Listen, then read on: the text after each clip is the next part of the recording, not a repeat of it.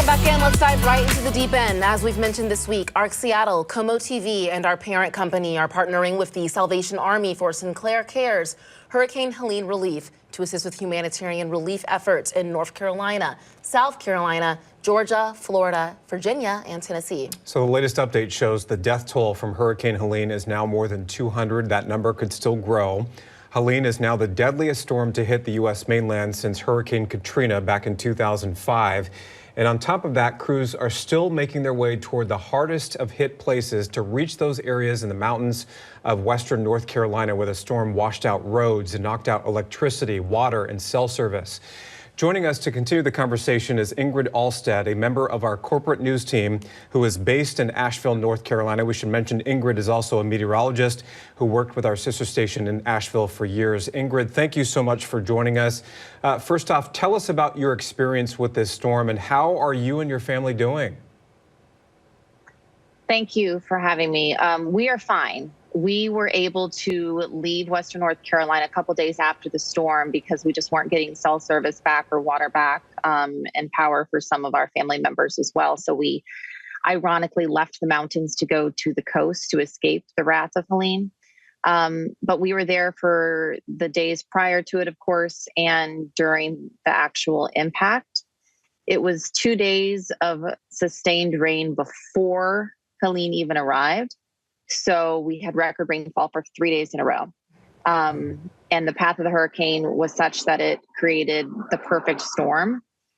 It was really bad in the typical places that flood, but also everywhere else. So we are used to some remnants of tropical systems, but nothing like this. In fact, this is the worst flooding we have ever seen in Western North Carolina. My goodness, and we're showing video now of some of that flooding. It is just devastating. Yeah. What are you hearing from your family and friends who are still in the Asheville area? It's bad.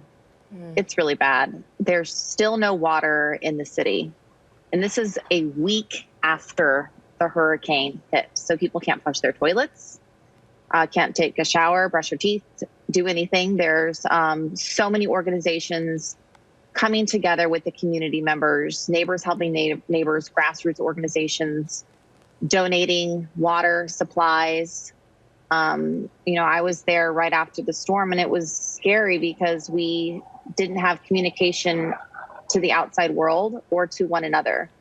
So, for example, we couldn't even see if our family members were okay. So we'd have to get in the car and drive to get them. But then there was a gas shortage. So my brother went out of the region to get gas and drive it back in to fill up our vehicles so we could leave.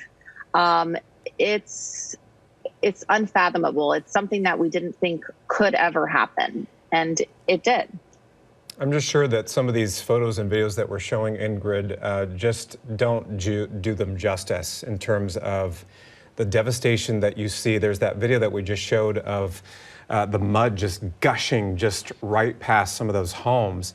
In your experience, and particularly with meteorology, is there any comparisons that can be made between Helene and other tropical storms that have hit the North Carolina area?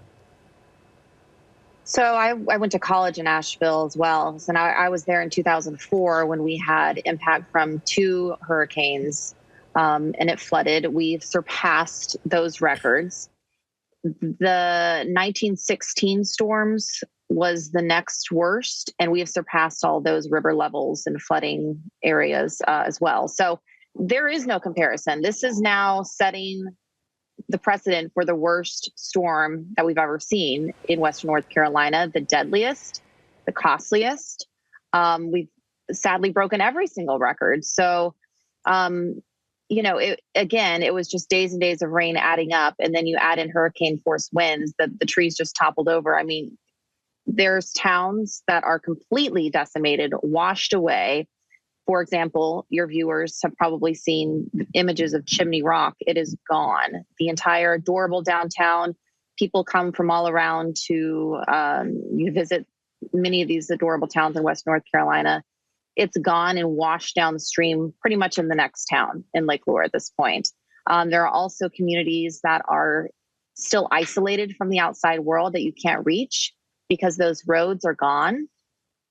And then again, there's no communication. So people are using mules to hike in, ATVs. People are literally hiking miles and miles up mountain roads to try to check on folks and to deliver supplies. And again, this is a week after the storm.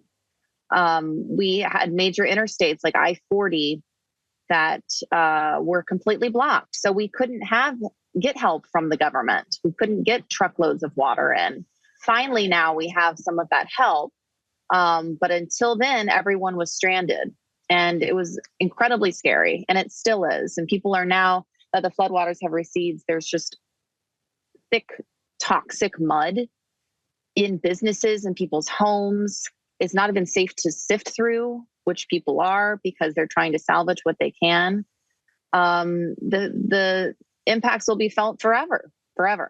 It's just horrible. You mentioned nearly a week after, people are still living without the necessities like water and power. So obviously there are some things we can do to help here at home. We mentioned at the top of the interview, Sinclair Cares is partnering with the Salvation Army to assist with humanitarian relief efforts.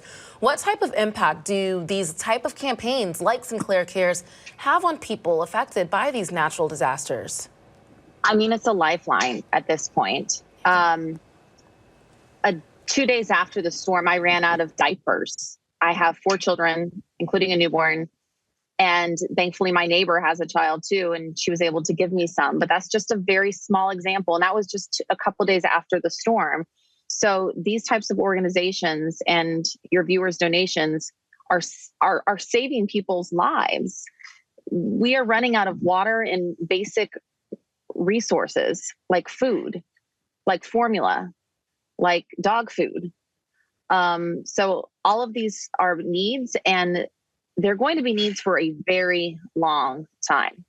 So at this point, money, cash, is really going to go towards buying these supplies for these folks. So we want to keep the word out across the entire country. You guys are thousands of miles away from Western North Carolina, so it might be hard to connect with the region. But I just ask your viewers to think, what would I do if I was in that situation? And what would I feel like when I saw images like this in my own community? Yeah, and certainly you coming on and sharing your perspective of how horrific this storm has been will certainly help get that message across. Glad your family is okay, Ingrid. We appreciate your time this morning very much. Thank you so much. Thank you.